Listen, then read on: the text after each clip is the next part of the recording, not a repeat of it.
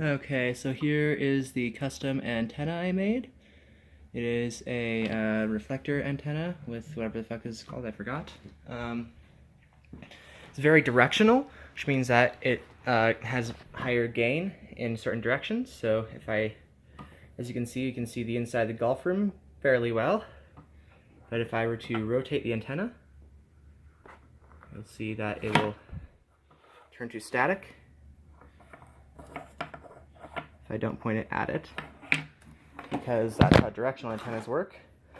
And then I'll show you that this is better than an omnidirectional antenna, like the one I'm putting on right now, when facing the correct direction, because this is the omnidirectional antenna, and it's really hard to tell on this video, but it is definitely way worse. Like, it's completely washed out, and yeah, there you go. There's an example of some crappy stuff that's happening. It's really not reliable, but as you saw before, it's pretty rock solid with my custom antenna.